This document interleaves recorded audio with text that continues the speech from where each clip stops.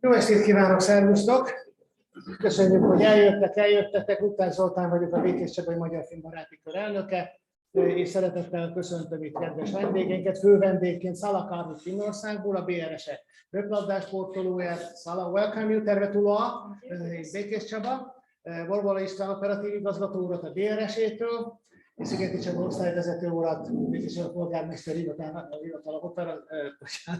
Békés Csaba polgármester hivatala oktatási nevelési és sportosztálynak vezetőjét. Mai este a főszerep elsődlegesen Salláé, de ugyanakkor köszönetet mondunk Koszlet Sándor barátunknak, aki lehetővé tette, hogy ezt a kis találkozót itt tartsuk meg a Kollaborba. Köszönjük szépen, Sándor! Úgyhogy én azt javasolnám, hogy kötetlen sorrendben, leülnek a fővendégek, megkér egy osztályvezető urat pár szóra, szintén igazgató urat pár szóra, és Sándor is, hogy nagyon röviden mondja pár szót a Kollaborról. Itt az én szeretném ezzel véget érni, majd fogok tolmácskodni később, tehát hogyha kérdések merülnek fel, azt viszont én fogom oda-vissza tolmácsolni angolul. Úgyhogy akkor kezdjünk hozzá. Akkor mindenféleképpen a házigazdája, hogy hol is vagyunk az első film. Hát akkor nagyon röviden, nagyon sok szeretettel köszöntök mindenkit itt a Kollaborban. Nagyon sok új arcot látok, nem tudom, hogy van-e olyan, aki először van itt. Akkor nagyon röviden magáról a helyről. Mi egy természettudományos élményközpont vagyunk. A gyerekeket oktatunk tapasztalati úton sokféle jó dologra, tudományra, de ma már nem csak gyerekeket, hanem felnőtteket is. Szeretjük felfedezni a világ dolgait, és tényleg ez egy olyan hely, ahol hogyha valakinek valamilyen ötlete van, akkor szinte biztos, hogy azt meg tudja valósítani. Az ilyen szakkörökön kívül különböző versenyeken is részt veszünk. Most éppen 2 középiskolás csapatunk van 2 országos versenyben. Az egyik országos versenyben jövő héten csütörtökön lesz a döntő, nagyon szurkolunk neki. Ha megnyerik, és ha másodikok lesznek, akkor Finnországba fognak egy egyhetes tanulmányútra menni. Szerintem ez lesz a fődíj.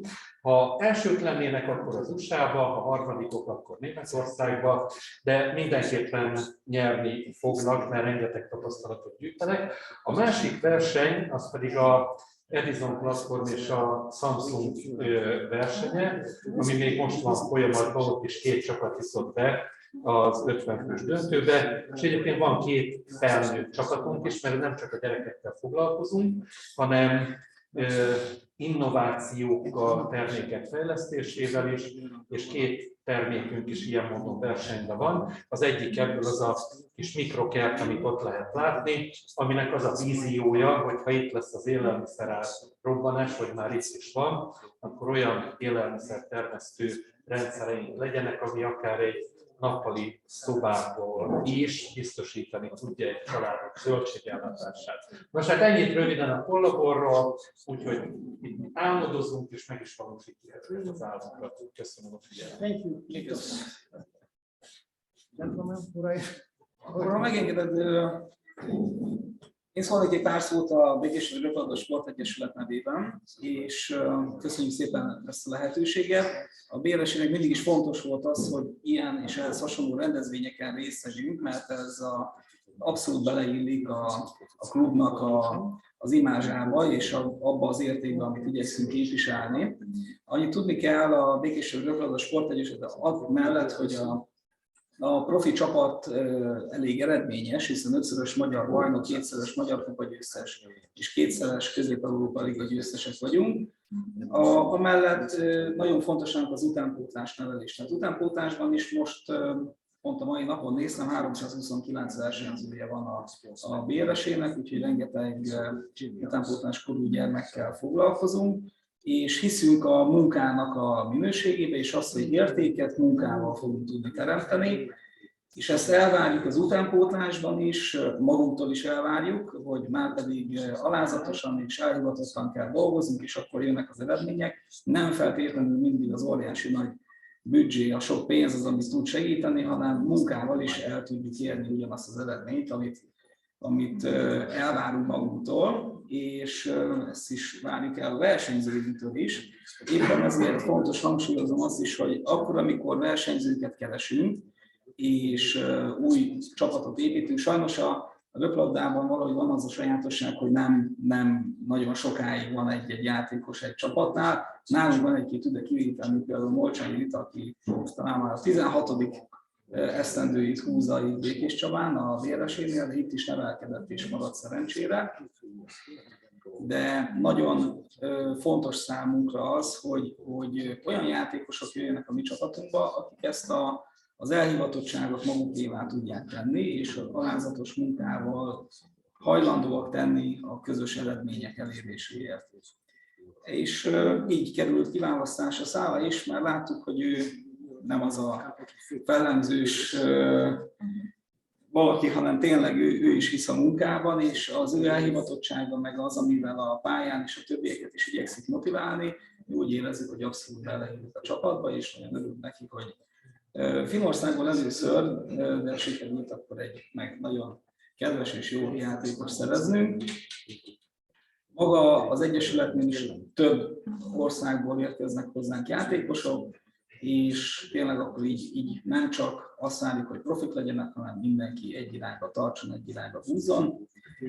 És már csak egyetlen egy gondolat, hogy a BRSE tényleg igyekszik társadalmi szerepvállalást is a városban, régióban betölteni, és nem csak a profi sportra, utánpótlásra koncentrálni, hanem lehetőség szerint szemléletformálással, illetve karitatív akciókkal is igyekszünk segíteni. És legutóbb a kárpátaljai magyar közösségek számára szerveztünk gyűjtést. Itt is köszönöm szépen a szurkolóknak is, akik szintén hozzájárultak ahhoz, hogy ez a gyűjtés sikeres legyen, és úgy néz ki, hogy 1 millió forintnyi adományt sikerült összeszedni, amiből 500 000 forintot a felnőtt csapatunk ajánlott fel a magyar kupa győzelemnek a nyereményéből. A többi rész az pedig magas táptag, nekünk is a utánpótlás edzők, illetve az Egyesületben dolgozó kollégák adták össze, és nem utolsó sorban nagyon sokat köszönhetünk a szurkolóknak is, akik tárgyi ajándékokkal, felajánlásokkal segítették ezt a munkát. Elnézést, hogy én sokáig raboltam az időt, térjünk rá inkább Sallára, és bocsánat, az önkormányzat részéről is, aki egyébként stratégiai partner az Egyesületnek, és nagyon sokat köszönhetünk, mert szoros együttműködésben vagyunk a várossal folyamatosan, és köszönjük nekik azokat a lehetőségeket, amiket biztosítanak a csapatnak. Nagy tisztelettel és szeretettel köszöntök én is mindenkit. Hát a helyzet az, hogy én arra kaptam feladatot vagy megbízást, hogy én a Békéscsaba és a Finnország közötti sportkapcsolatokról beszéljek egy pár mondatot.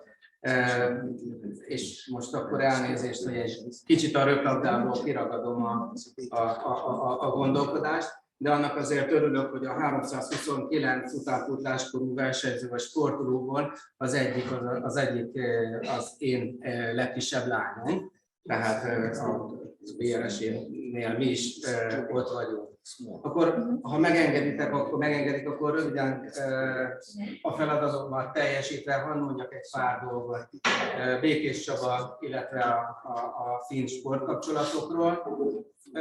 Megmondom őszintén, hogy azt hittem, hogy ide jövök, és akkor úgy elmondom azt a 2-3 mondatot, amit ezzel kapcsolatosan el kell mondani. De aztán leültem és elkezdtem gondolkodni, és rájöttem, hogy sokkal nagyobb és sokkal mélyebb ez a kapcsolat, mint azt elsőre gondoltam. Ugye 1981-ben lett Mikkeli Békés Csaba testvérvárosa, és a sport az rögtön és azonnal megtalálta a maga útját a két testvérváros között. Alapvetően 3 olyan sportág volt, amelyben elindult az együttműködés. Hát az első az mindenféleképpen ugye a labdarúgás volt. Itt azért azt tudni kell, hogy ugye a finn labdarúgó bajnokság az áprilistól novemberig tart, így aztán a mikkeli labdarúgó csapat az rendszeresen áprilisban érkezett Békés Csabára, itt edzőtáborozott. A csabaiak pedig ezt a nyár folyamán, a nyári felkészülés során viszonozták. Ez hosszú évekig ment, az 1990-es évek közepéig, végéig. És ez a jó kapcsolat ezután abban is kiteljesedett, hogy bizony több békés csabai játékos is Finnországba került, konkrétan Mikkelibe. Az első közülük ugye Királyvári Károly, az idősebbek és a fociban kicsit jobban otthonosan mozgó, pontosan tudják, ugye egy valódi legendáról van szó, aki a harmadik legtöbb mérkőzést játszott az NB1-es előre csapatában. 1986 tavaszán került ki Finnországba, ugye akkor még nagyon nehéz volt külföldre kerülni, nagyon nehéz volt idegen légiósként külföldön szerepet kapni. Karcsi valójában a második békés csabai labdarúgó volt Kerekes Attila után, aki idegen légiós lehetett. Hát kikerült 1986-ban, és a második edzőmérkőzésen olyan súlyos sérülést szenvedett, hogy sajnos utána hosszabb időt ki kellett hagynia, de összességében 2 esztendőt töltött el Finnországban a Mikkeli, akkor élvonalbeli csapatánál. De azért haszna mindenféleképpen volt, egyrészt ugye a finn barátságok megmaradtak Karcsinak, illetve hát az is, hogy megtanult finnül, tehát ő már úgy ment ki elve, hogy már ő elkezdett finnül tanulni. A másik, hogy a mai napig a Mikkeli téren él Békés Csabán, és sem véletlen egyébként. A következő labdarúgó, és igyekszem rövidebb lenni, de azt hiszem, hogy a Királyvári Karcsi személye megért ennyit. A következő labdarúgó Gruborovics Tibor volt, aki ugye tagja volt az 1988-ban magyar népköztársasági kupát nyert együttesnek. Ő már 1987-ben, miután megsérült Királyvári, éppen Királyvári ajánlására került ki Békés Csabáról Mikkelibe egy rövid időre, majd pedig 1989-ben kiköltözött, és 12 éven keresztül futballozott javarészt Mikkeliben. A 90-es évek elején volt a mikkeli labdarúgó sportnak a csúcspontja, a másodikok lettek a finn élvonalban. Ennek a csapatnak a vezéredzősége volt Gruborovics, UEFA kupába indultak, tehát egy elég komoly és szép pályát futott be. Ő a mai napig hatalmas név egyébként, Mikkeliben különösen, de Finnországban is ismerik. Sőt, hát ugye a fia is labdarúgó lett, és ő is Mikkeliben kezdett el futballozni. Egy nagyon komoly karriert futott be Finnországban, csak azért nem lett finn válogatott, mert nem vette fel, vagy későn vette fel a finn állampolgárságot. Én erről olvastam egy interjút, ennek oka az volt, hogy nem akart katona lenni, már pedig ott ugye azonnal beviszik a fiatal embereket. Magyarországon akkor meg már nem volt kötelező, de ő a 90-es évek második felére, 2000-es évek elején nagyon-nagyon komoly labdarúgónak számított, több mint 350 élvonalbeli meccset játszott, több nemzetközi mérkőzés, stb. Meg kell említeni Babócsi, nem, a következő, bocsánat, az a Csató Sándor volt, aki csak egy nagyon rövid ideig volt kint a nyári holt szezonban, a Magyarország nyári holt szezonban ment ki Mikkeliben segíteni az ottani csapatnak. Néhány hónapot volt kint, de igen eredményes volt, és nagyon szerették. Ez 1996-ban volt, egy évvel rá a Fogulja György volt, aki Békés Csabáról segítette a Mikkeli csapatát. Tehát folyamatosan élt a békés csabai labdarúgás, vagy a labdarúgó csapat az előre és a mikkeli labdarúgó csapata közötti kapcsolat. És igen, az előbb említettem Babócsi Andrást, ő ugyan csak egy fél évet volt itt Békés Csabán, de hát egyrészt nagyon jó kapus volt, másrészt nagyon jókor jött, mert valójában komoly szerepe volt abban, hogy akkor nem estünk ki az élvonalból. Viszont ő Finnországban valami egészen hihetetlen karriert futott be, 5-szörös bajnok volt, kupagyőztes volt, tehát ők elképesztően nagy becsben tartották. A következő, aki kikerült, ez már a fiatalabb korosztály, ez már 2001-nél járunk, Cipó Zoltán, nem tudom, hogy a futballban érintettekre emlékeznek-e még rá. Egész fiatalon került be az előre csapatába, játszott jó néhány mérkőzést, de neki alkalma volt arra, hogy kikerüljön. 2001-ben kikerült, az akkor feljutó egy Helsinki, Atlantis Helsinki nevű csapathoz. Rögtön kupagyőztesek lettek, el is indultak a kupagyőztesek Európa kupájában, viszont ez a jó szereplés, ez a csődbe is vitte az Egyesületet, és az Egyesületet egy az egybe átvette egy másik Helsinki-ben lévő csapat, és valójában a következő 2 évet Cipó Zoltán már ott töltötte. Az utolsó labdarúgó, akit illik megemlíteni, Futaki Krisztián, másodosztályú csapatoknál volt kint összesen 2 évet. Egy másik sportágat mondunk, a sakk. A sakkban nagyon aktív és nagyon rendszeres volt az együttműködés Mikkeli Sakkegyesülete és a Békés Csabai Sakklub között. Amikor nem személyesen és versenyeztek, vagy hívtak csatákat, akkor online folyamatosan, és ha jól tudom, akkor a mai napig is vannak ilyen jellegű mérkőzések, és fennmaradtak régi barátságok. És még egy sportág a torna. A tornasportban is rendkívül aktív volt az együttműködés, de itt nem Mikkelivel, hanem egy Helsinkiben lévő tornaklubban. Ez egy STVK nevű sportegyesület, amelynek a vezetőedzője Rája Koivisto Jalonen nevű hölgy volt.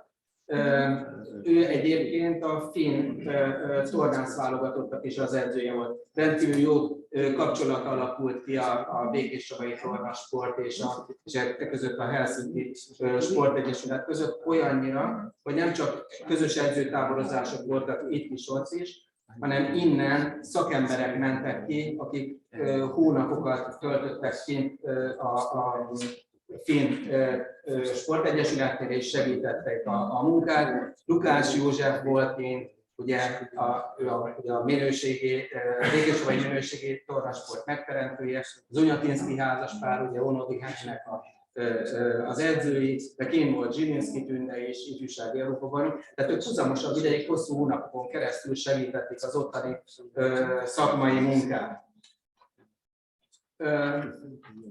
Lukács Józsefről már az előbb beszéltem, és ez a kapcsolat ez a 2000-es évekig fennállt. Lukács Józsefet említettem, őt néhány évvel ezelőtt újra meghívták Finnországból, és hát ő Lapföldre, az északi sarkkörön lévő Rovaniemibe ment. Hát nem csak kiváló szakmai munkát végzett ott nyilván, nagy örömmel és büszkeséggel mesélő, hogy ő tényleg találkozott az igazi Mikulással is, hiszen ő onnan származik.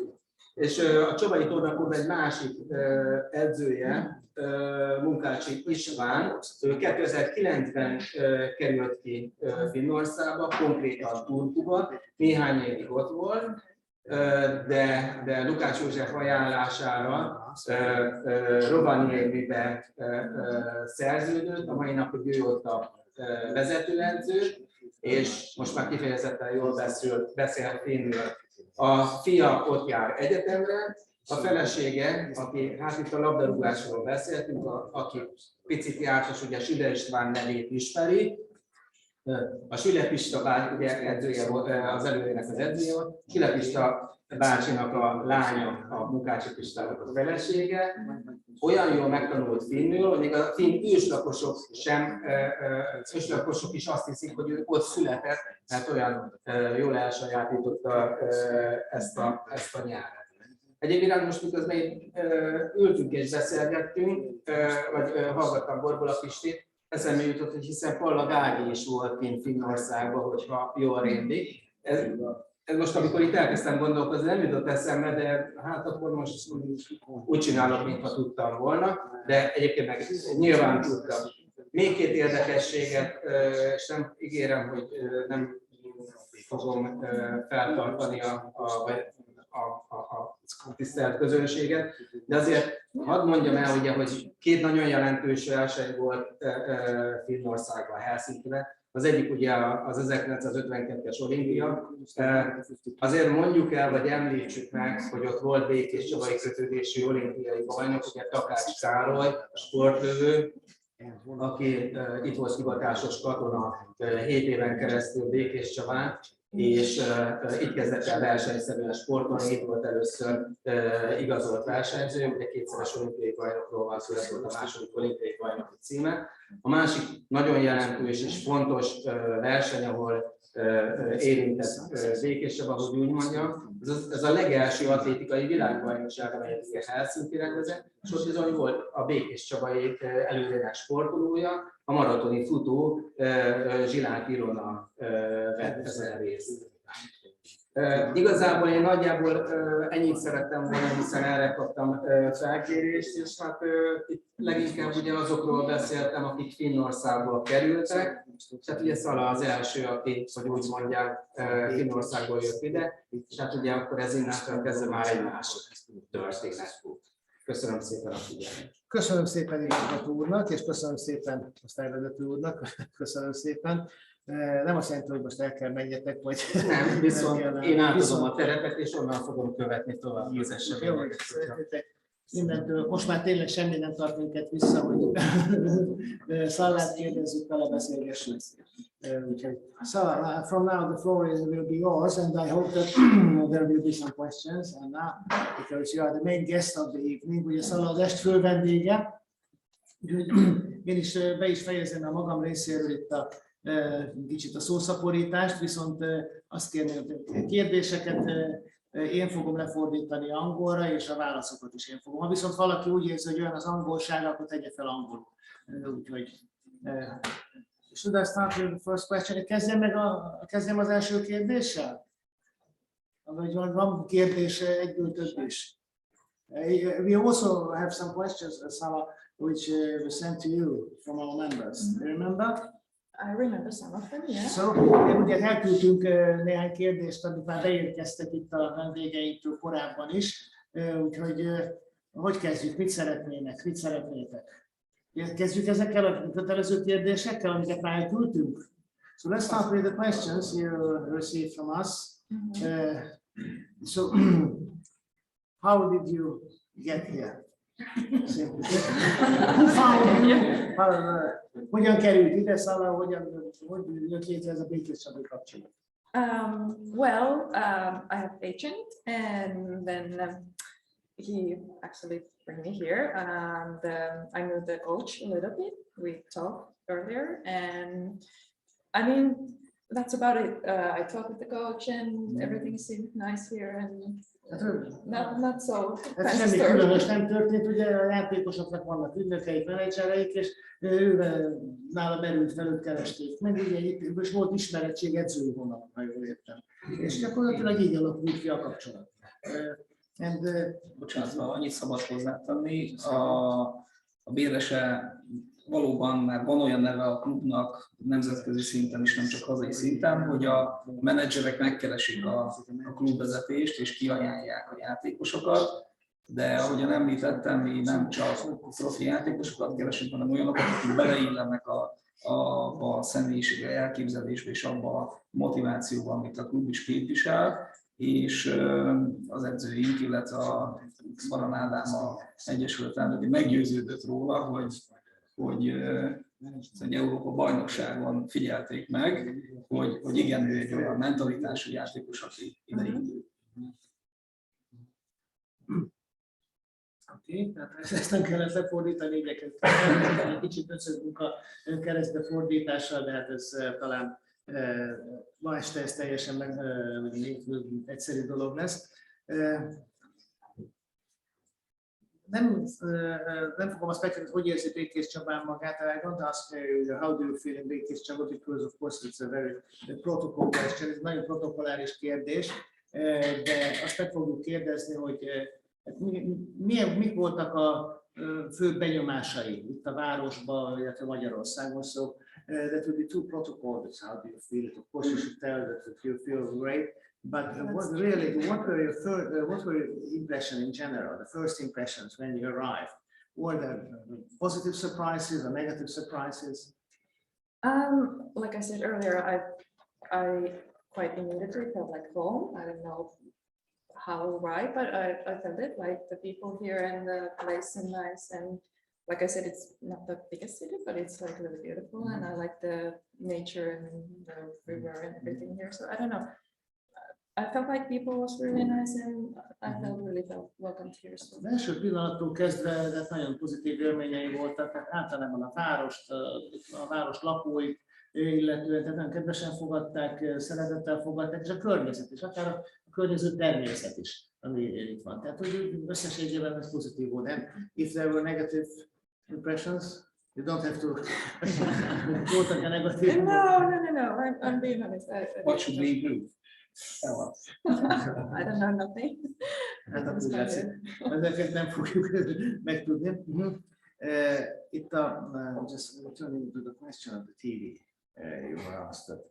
Itt a sajtó munkatársak már feltették Szalának a kérdést, hogy hogyan kerül kapcsolatba a röplabdával. Így hogy tegyük fel ezt a kérdést meg. How did you get in touch with volleyball? How did you start?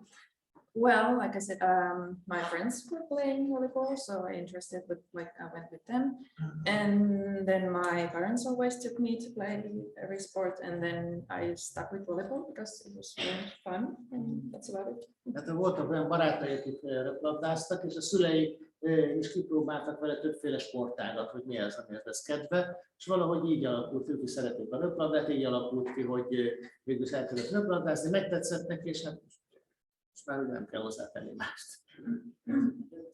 Igen? Hány éves? How old were you when you started? I think I was 8, 9. 8-9 éves koratban. Még van idő, there's still time. What do you think? Most én fogom akkor megkérdezni, hogy milyen korban érdemes elkezdeni a röplabdát. What do you think, Salla? What is the best age to start playing volleyball? Tough question. I don't know. I heard some people starting at age 18, so I don't know. I think you can just It's never too late. Yeah, if you just have the inspiration and you are willing to work. But on the level which you are playing, it's a professional. It's better to start when you're around. Röviden összefoglalva, azt mondja, Salla, tulajdonképpen nincs ez ennyire kőbevésve, tehát 7-8 évesen is lehet kezdeni, de akár 18 évesen is, úgyhogy inkább az, hogy örömet szerezzen, tehát nagyon sok mindent. Hadd tegyek hozzá, hogy ugye az Egyesületnél a utánpótlás edzők, amit szoktak mondani, hogy a 10-11 éves kor már jó lenne, hogyha röplabdáznának a lányok, mert akkor rögzülnek olyan mozdulatok, hogy el tudnak magas szintre érni. A későbbiekben, ennél idősebb korosztálynál az alapmozdulatokat nehezebb megtanítani. De ez a mi utánpótlás edzőinknek a véleménye, és nem feltétlenül biztos, hogy ez így van.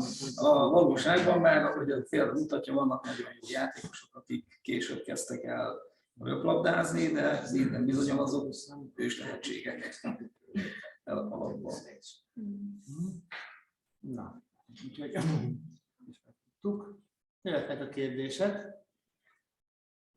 Questions? Akkor amíg gondolkoznak a kedves vendégek... Én fölteszek kérdést. Én teszek föl kérdést. Igazgató parancsol. Nekem nagyon tetszett, hogy volt egy ilyen kis rövid cikkünk, Facebookon osztottuk meg, érdeklődtünk a tél iránt, hogy hogyan megy a tél Finnországban alapból, és ebben a riportban említette, hogy az ő szülei epertermesztéssel foglalkoznak. Hogy is van ez? Finnországban eperkollaborban termesztenek epert. So how did strawberry was mentioned? How do you strawberry in Finland? This is a cold country. Well, we have these houses for that, so that helps a lot. Glass house. Yeah, and it's just like so short season, so it's the mainly 2 months in the summer. So So egy 2 hónapos időszak van, akkor is üvegházban. Actually, in Iceland, you can get banana, local banana. Yeah. I have seen it. Izlandon például lehet a banánt termeszteni, meg egy extrém körülmények között, meg hát nem olyan finomat, meg nem több 100 tonnál, de ez tény. Tehát it's not a surprise. És ha esetleg abba hagyod majd sok év múlva a röplabdát, akkor te is epertermesztéssel fogsz foglalkozni. So you maybe, when you finish doing sport, you can deal with strawberry plantation in Finland. Is it good? Is it perspective? Is good? yeah. Jó perspektív, hogy merre. Or have you learned anything else as a job? What kind of skill did you? Well, I'm in economy. I don't know what is that in English, but it's economy. Közgazdaságtan. Tehát milyen fogom esetleg foglalkozni, majd hogyha már az aktív sportot esetleg fejeztek. Economy. Yeah, but mostly the summers I work with my family with these strawberries and flowers. So. Hát az még az eper dolog sincs teljesen lezárva, hogy veszünk, de hát. So it's not actual this question at the moment. No. So maybe you concentrate on the things you are doing. Hát egyre még arra koncentrálni, hogy most foglalkozik. We are very young, so Yeah, maybe. May I have a question concerning another sport? Egy olyan kérdésem, ami a sporttal függ össze. Röviden, évek óta most rendszeresen végeznek ENSZ felméréseket, tehát ezekkel lehet vitatkozni, mennyire objektívek, semmilyen felmérés nem objektív, hogy melyik a világ legboldogabb nemzete. Finnország évek óta legalább 5 alkalommal is első helyen végzett. Hát most ne részletezzük, hogy Magyarország hol tart, nincs benne az első, vagy nem mondjam mennyiben. So talking about that, the UN has a kind of survey for many years that what is the happiest nation in the world. It's 20th of March is the Happiness Day of the UN. So that's why március 20-a világboldogság napja, úgy leegyszerűsítve az ENSZ által. So in the Hungary is very, very, how to say, behind. So what do you think? What is the reason for that? Why is Finland probably the happiest country in the world? Yeah, I don't know. I feel like we're lying in this test, but I don't know. I think it's maybe we have a lot of nature, and it's like proven that when you're in a nature, it's like calming you. And I don't know. I was thinking about this, and maybe that's the reason I came up with this one. But we're just spending a lot like time there and not stressing about this stuff. Hát lehet, hogy az, hogy a finn környezet, tehát a finn táj, a finn erdőségek, tehát a környezet összességében, tehát egy ilyen hatással is van, és ez csökkenti a stresszt.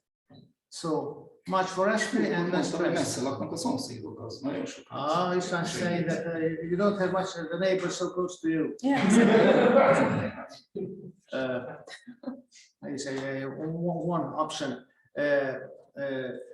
I tell something in Hungarian, not translate. Bár én sem hivatalos statisztikákból tudom, de Finnországban dolgozván az ember utána nézett ennek annak, hogy Finnországban talán az Egyesült Államokat követően a második legtöbb, a második helyen engedéllyel tartott lőfegyverek számában.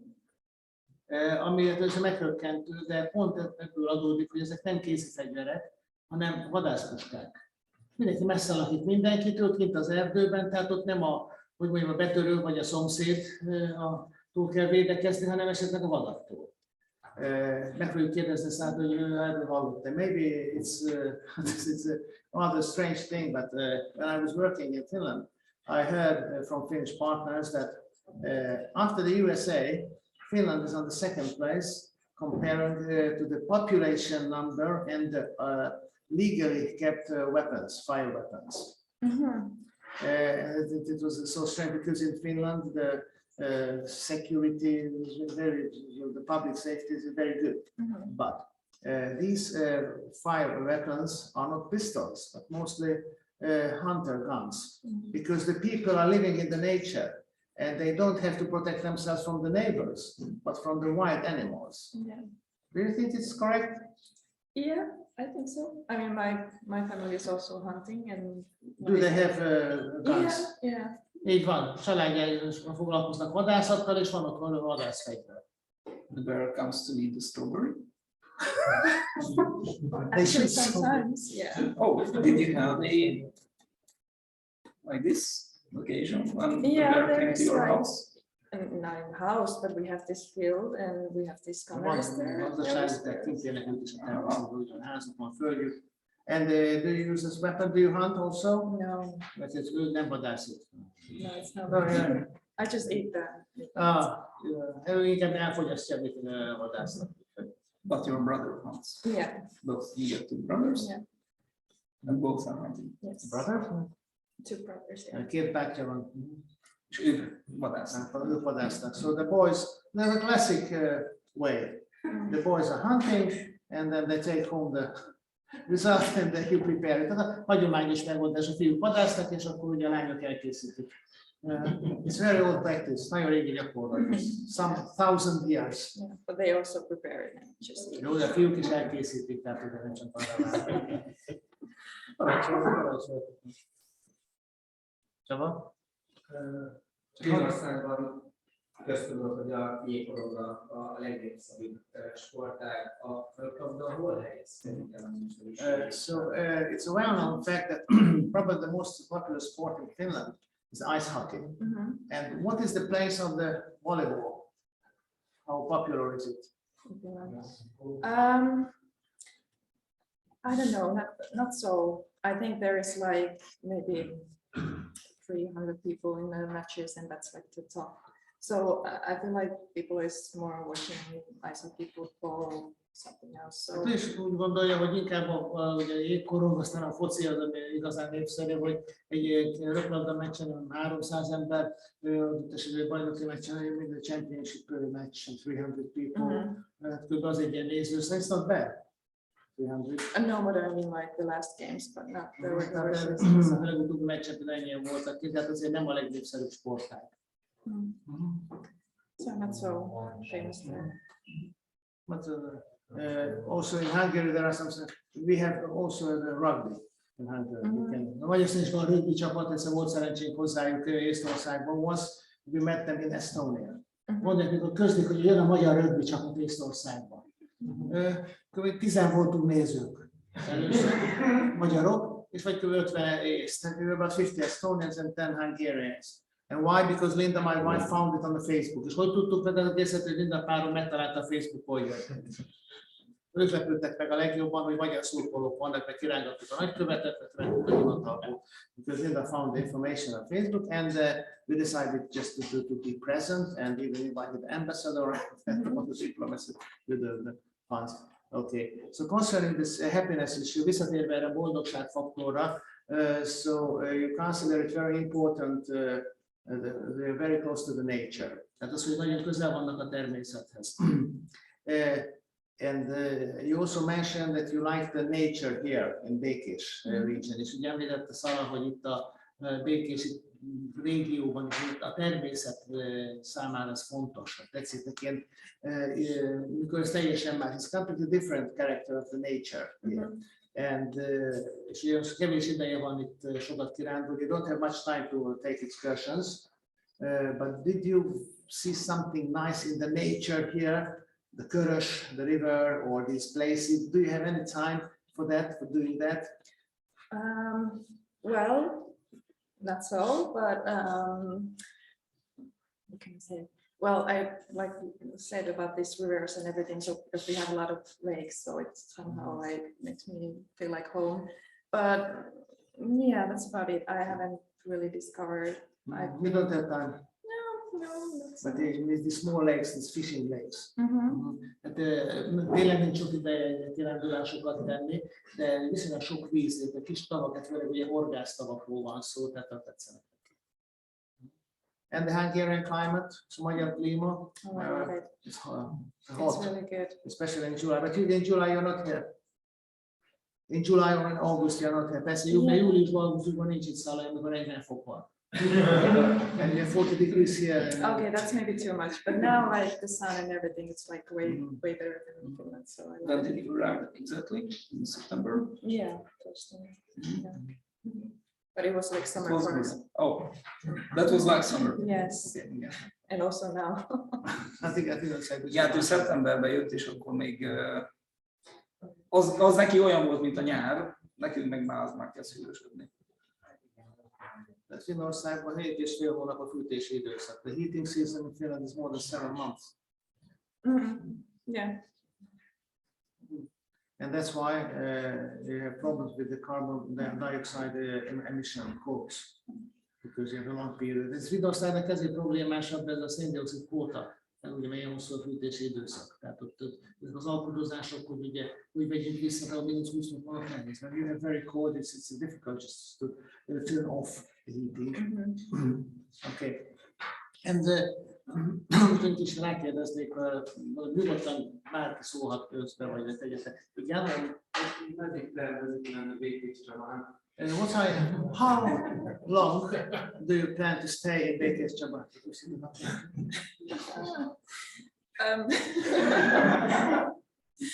Well, I don't know. Like I said, I really like it here, so I would like to stay.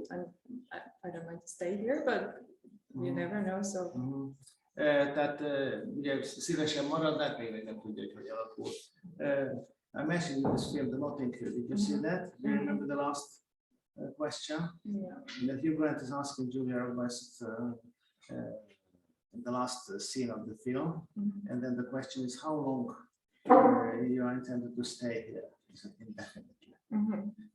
Lehet, hogy látták, vagy láttátok páran a Sztárba párom című magyar címben, ez a film volt, a Notting Hill volt a címe, ahol két világsztár, Julia Roberts és Hugh Grant játszanak, és a film végére elhangzik egy kérdés. Hát nem látta a filmet, elnézést kérek tőle, ha megkérdezik, hogy nyilvánosság előtt tesznek tulajdonképpen egy szerelmi vallomást, és megismételtetik az utolsó újságírói kérdést, hogy meddig kíván Angliában tartózkodni, szóval örökre. So we don't want you to stay indefinitely here, but really it's very important even for us if you really like it. Tehát ezt nem kívánjuk, hogy örökre itt maradjon, aztán nagyon örülök, hogy itt van közöttünk. Parancsoljatok! Én egy olyan szeretnék kérdezni, hogy sokszor elhangzik azt, hogy a szurkolók nevében, hogy a hetedik ember a pályán, hogy ők ezt mennyire érzékelik, mert mi azért igyekszünk minden győzőt tudom látni ott a lelátón, hogy ők ezt a pályán mennyire érzékelik, ez mit jelent? So as your fans who are always present on your matches, really doing their best just to support the team. And do you feel it some way, somehow, when you are focusing on playing? Do you have still the energy just to hear it? Do you Do you recognize it? Igen, hogy ez pozitív, vagy So it's positive, negative. So do you hear it at all sometimes? I hear it. Of course, you somehow went in this mindset that you're just concentrating on game and play, but you can hear it in the meantime. Yeah, and of course, like when they're coming to away games and everything means a lot. Like there is like your people there, so. Tehát azt lehetne mondani, hogy vannak pillanatok, mikor annyira a játékra összpontosítanak, tehát úgy van beállítva gyakorlatilag a játékos működés, és akkor se lát se al, tehát arra központosít, de egyébként része a dolognak. Tehát without it would be difficult, strange. Yeah. Nagyon furcsa lenne, nem lenne. Tehát mondom, hogy része a dolognak, tehát hogy a hangulatnak, tehát fontos.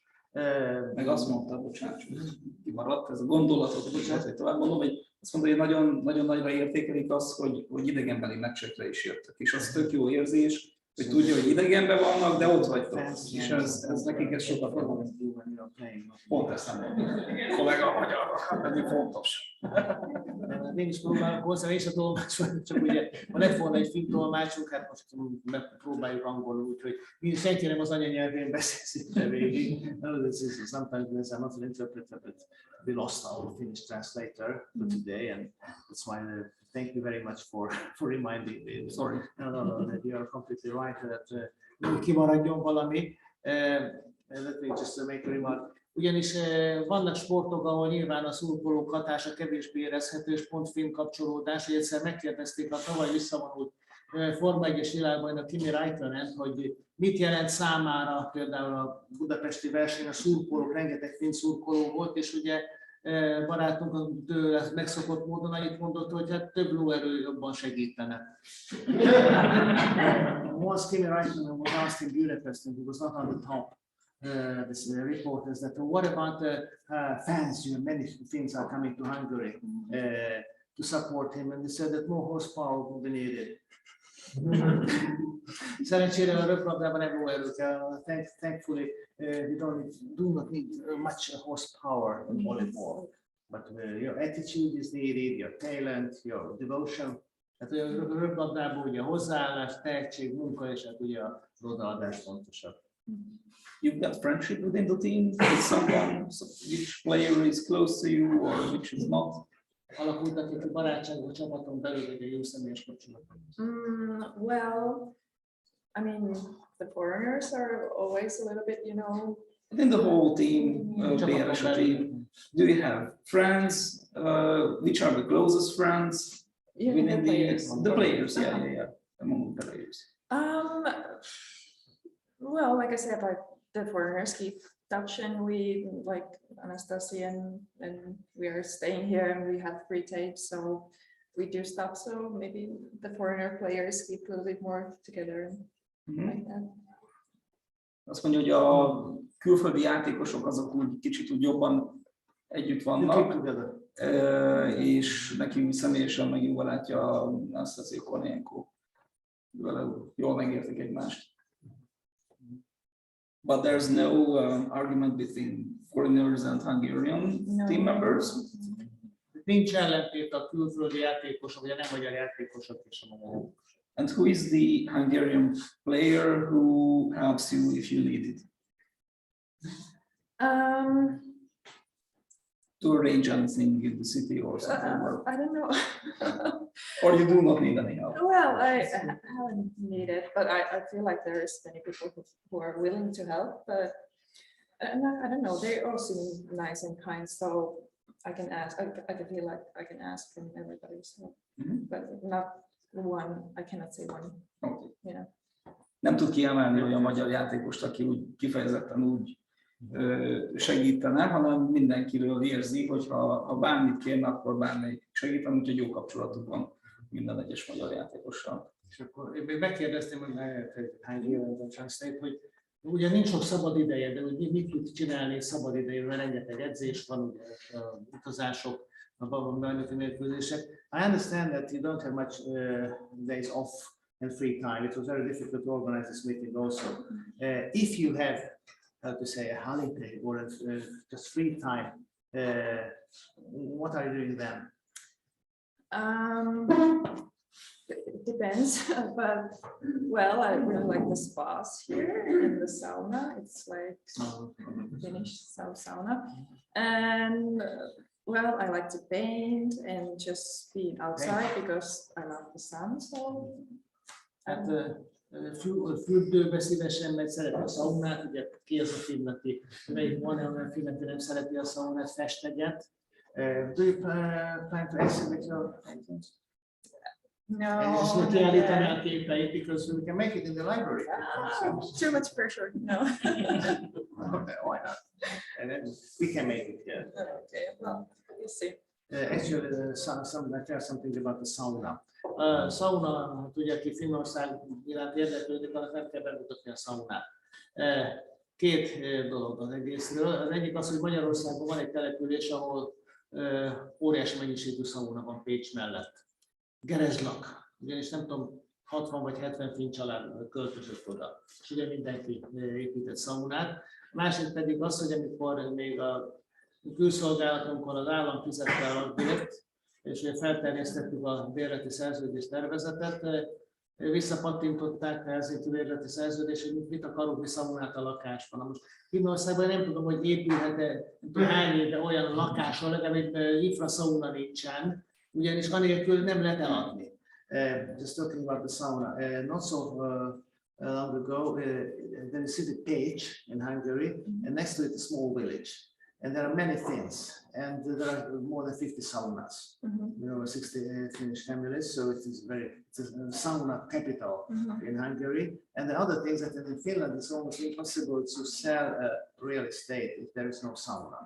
And when the foreign minister was paying some years ago our rental, and I had to send home the rental agreement, they refused it, saying that what the hell I want a luxury sauna. And in Finland it's impossible without sauna. Yeah, we love that. So how much time we have? Ennyi időnk van, megkérdezzük a szakmai, because you need relax and that your friends. Nyugodtan, akkor tegyetek fel még kérdést. Igen? Nem hallom, bocsánat. I would like to ask you, Okay, sorry. if you observe any difference regarding the culture or maybe the language which you found really strange, or just I'd like to know what your opinion is. Most megkérdeztem őt, hogy is kultúrát illetően milyen nagyobb különbséget átésznek.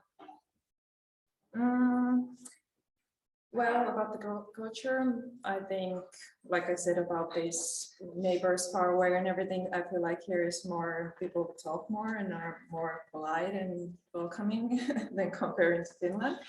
Tehát, hogy itt az emberek sokkal közvetlenebbek, tudnak kommunikálnak egymással, szomszédok, és fecsegősebbek egy kicsit.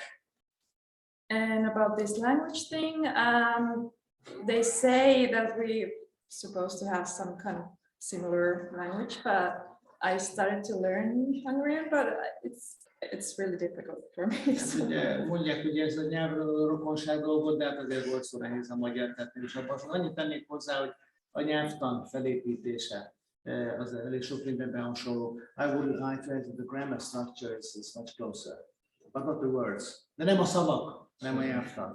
So because you need to say Helsinki in Helsinki, in Helsinki that. Ezt azt, hogy ragozunk például a aglutinál, de ebben nem menjünk bele, mert én sem nyelvész vagyok. In this respect, the Hungarian and the Finnish language is similar to the Japanese as well, because they use the same kind of grammar structure. Okay, so we are not. Ilyen szempontból a japánokkal is rokonok lennénk, mert ők is ilyen ragasztó nyelvtant használnak. De mindegy. We are much closer to Estonia because you have the same national anthem except the text. De például sokkal közelebb állnak az észtekhez, hiszen a két ország himnusza megegyezik. A szövege nem, de a dallama igen. And as the colleague said, I asked whether you found anything strange here in Hungary. Did you found anything strange apart from these that you have mentioned, for example, food or any other habits that may be a bit confusing or strange for you? Valami egyéb dolgot találtam még, ami furcsa itt számára. I'm sure there is stuff that were strange for me, but I don't know. I'm kind of used to it now. But I feel like the food, it's different. It's more heavier here, and but it's really delicious. So, but it's different. What else? I don't know. I cannot say now. Tehát az ételek azok ugyancsak eltérők. Yes, please. What was the biggest cultural shock for you? The kultúrsok. I don't know. Tough question. I don't feel like there wasn't anything like totally shocking. So, but I think there is like small things. Inkább apróságok. Yeah, I really cannot. Okay, you're very polite. Tényleg nagyon otthonosan érzi magát, és azt mondja, hogy az furcsa nekik, hogy nehezek a magyar ételek, ebben mindenféleképpen különbözik a finn gasztrokultúrától, de semmilyen sokkoló dolog nem volt számára, úgyhogy inkább csak egy sok kis apróság, de jól érzik magát.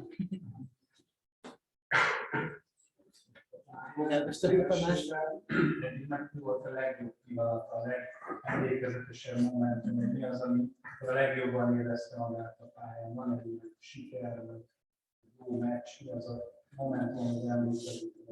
What was the most memorable moment or experience or event for you here? Yeah. What the best? Ott van during game. Matches.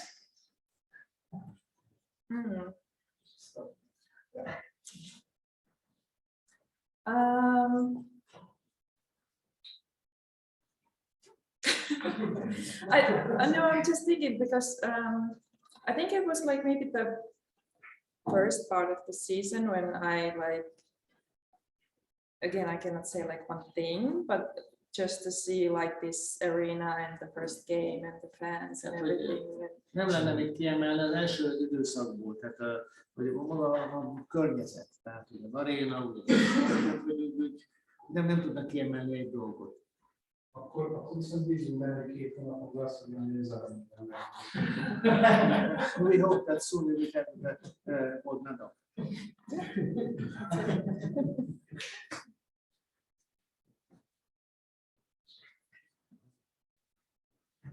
Következő kérdésre azt fogom megkérdezni, hogy volt-e? Van egy kérdés? Nem látom.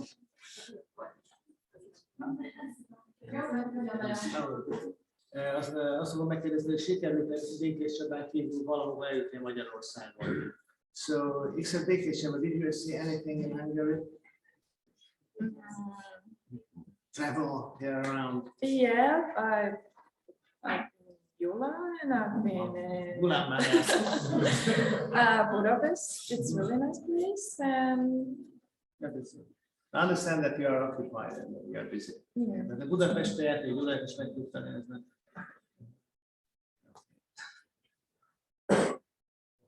Haven't you been to Gyomán? Yes, I think so. Na. Járni Gyománról is, úgyhogy az egész megyét ismeri. Hungary is much smaller than Finland. Ugye Magyarország jóval kisebb, mint Finnország, because if you travel to Ivalo, for example, you can fly the jet. Tehát Finnországon belül sugárhajtás utasgéppel több mint 1 órát lehet repülni, és mindig nem vagyunk az országban, igaz, hogy már nagyon északon. It takes 15 minutes by airplane. And how about the next obligations in the championships, next matches? Most mi van napirenden, milyen meccset, aztán hogyan tovább a bajnokság? What is the next step in the championship? Well, we will have the semifinals, and I'm not sure is it. We do not know. Yeah, we don't know yet who will be the opponent, but here's like little time before Az that. elődöntő, jól mondom, az elődöntő? Ez már sportnyelv egy kicsit, tehát az elődöntőre még nincs meg az időpontja, vagy itt will be soon? No, we have a little break here, but. Aha, igen, the break. Most egy kis szünet van, és akkor utána lesz, hát itt már rajongók tudják, hogy az urkolók. Szakmai titok, aki szünet, az neki 2 nap. Tehát egyébként még folyamatosan 2 dolgoznak. days you have a break, 2 days off. Yeah, it's okay. It's not much. It's enough. Which opponent would you prefer? Kaposvár or Nyíregyháza?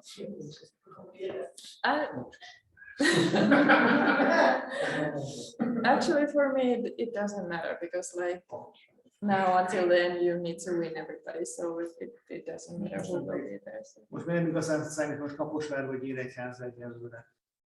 Mert mindent meg kell nyerni. Jó. Parancsoljatok. És melyik országban szeretne igazából még röplabdázni? Mi az, melyik az a bajnokság, ahol már legjobban még? Which country and which country's championship would be for you the best? What you would like to, where you would like to play? Ooh, well, now I'm focusing to in here, so Egyelőre még erre koncentrál a magyarra. that's the first thing. But I don't know. I don't really have like this thing. It's just more about the like teams in Finland. I played a lot of different places there, and it's just like the winning for the team. I don't have any. Nincs most ilyen preferencia külön, hogy elég sok finn csapatban játszott, tehát most arra koncentrál, hogy itt játszik. Nincs ilyen. You don't have a special dream, for example, like that. Well, I don't know. For me, it was the dream to play here, so it's kind of like. Most itt játszik, erre összpontosít. And once you have a word from your manager that Salla, next year you can go to play to Algeria or Nigeria volleyball. Can you say that no, I won't go to Africa, or can you say no to the manager? Ugye a saját menedzsernek mondhatja azt, hogy jön egy ajánlat, hogy pedig Algériából vagy Nigériából kellene játszani, mondhatja el ilyen ajánlatra? Interesting question. I didn't think about playing in Africa, but I don't know. Now it sounds like. But if your manager says that, so No. next year you have to go there. No, of course. You can say no. Yeah, I will decide that. Tehát azért ez ugye egy érdekes kérdés, hát azért nem valószínű, hogy ilyen kérdést aztán feltenni, de végeredményben nemet mondhatna ilyen ajánlatra. Important that you didn't say no to our offer and invitation. Az a fontos, hogy a mi ajánlatunkra és meghívásunkra nem mondott nemet Salla. And when you heard about, for the first time from your manager about Hungary, you were looking up Wikipedia or what? Amikor először What was the felmerült a first? menedzserétől, ugye, hogy Magyarországról lenne szó, hogy akkor a Wikipédiát nyitotta fel, vagy hogy járt utána a dolgoknak? Yeah, I checked the city and the team, of course, from their Facebook and everything. Yeah, I was really interested, and yeah. So you checked it on the internet, Yeah. first of all. Tehát ugye interneten elkezdett tájékozódni, utána nézzék a részletesebben a dolgaikat. And I have some friends who played in Hungary, so I asked them about them. Felvett komolyokkal kezdte kapcsolatot, hogy már játszottak Magyarországon. Okay. Igen? Nekem az a kérdésem, hogy ugye a 11-es számomra, és hogy ezt ő választotta, és nekem volt valami. 11-es szám? Én vagyok egy kicsit süket. Hát, hogy a 11-es a száma, és hogy ezt ő választotta, és nekem volt valami oka, amelyet You have the number 11 on the address. Was it your choice or you got it somewhere? Why 11? It was my choice. I don't know. I don't remember how long I've played with that number. You have been playing with this. Yeah. Már évek van, régóta 11-es számban játszik, az ő választása volt. But there's not really a reason why 11, but now I like it. Persze megszerettem, hogy hosszabb ide játszik. Your youth coach gave this Yeah. number Yeah. 10 years ago, and it remains. And you draw it with yourself wherever you go. Yeah. Nem tudja, hogy eredetileg miért a 11-es kapta, azt kapta, és ahhoz hozzászokott, úgyhogy itt pedig volt lehetősége, hogy azt a számot válassza.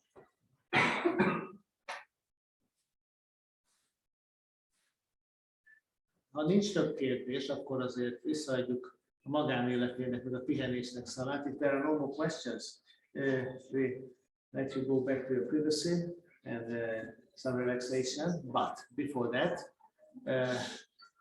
just please for a moment. Még mielőtt elköszönnénk és megköszönnénk a jelenlétet, Samuel kedveséget Szalának. Lenne egy kis figyelmesség. There will be something nice for you, a little gift for you. Just one more remark. So, push, I tell you today, first at the Hungarian. Itt két olyan személy van ebben a feltétlenül, legalábbis így tudom, ebben a helyiségben, aki Finnországban született. Szaláról tudjuk, de az én kislányom Timi szintén Finnországban született, úgyhogy legalább itt finn lányok tartsanak össze. There's two persons here who were born in Finland, except you, Timi, my daughter is. So Finnish girls, let's keep it together, and that's why Timi will present you our little gift. Oh. Thank you so much. Okay, so thank you very much. Girls, just come together. Let's make a very girly photo.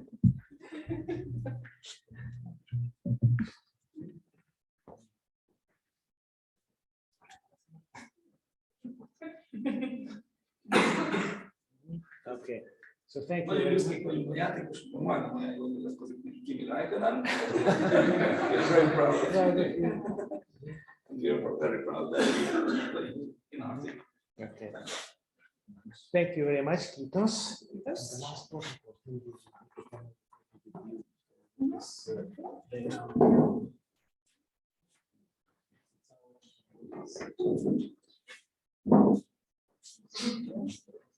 Hello.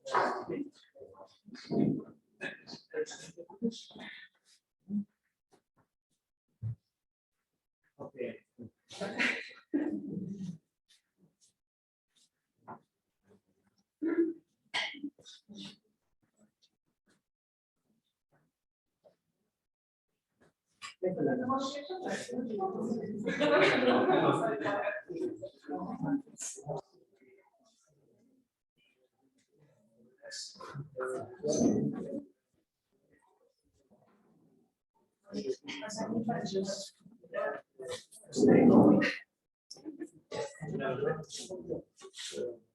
Sometimes we like to make some.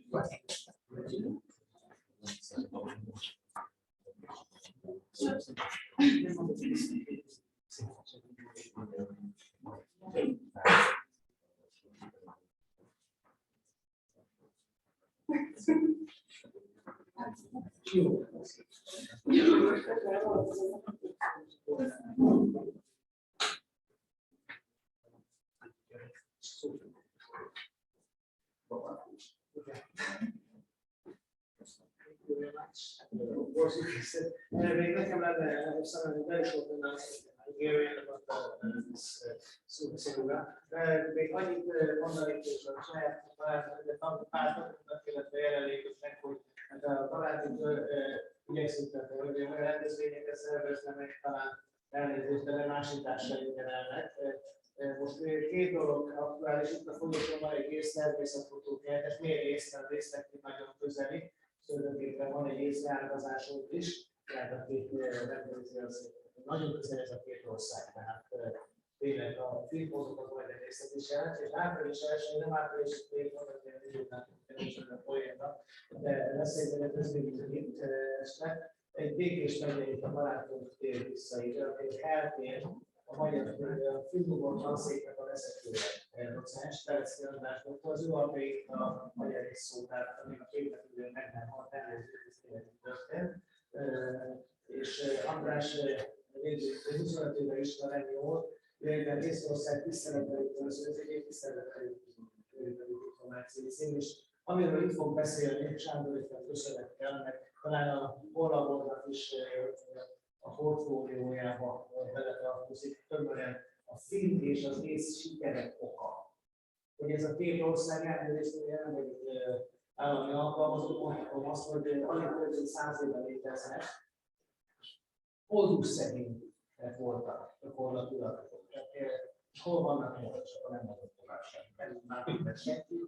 Nyilván sok mindenen magyaráztak, mindeneket magyaráztak. De tényleg tudok magas dolgok, tehát erről fog András beszélni. Szeretem itt a helyi tévében, és egy kis tévében.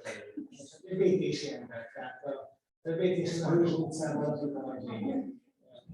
Ezért nekik itt volt, hogy nem holizimus tiszteleti unalmas előadást tartani, hanem a megbízott rajta vannak a listákon, és a Facebook oldalon is. Aztán már lesz még egy-két dolog, már őket tovább. Múzeumok készíteni fogom gyújtogatni. Ezt majd a köszönjük szépen, hogy eljöttek. Nem láttam meg senkit.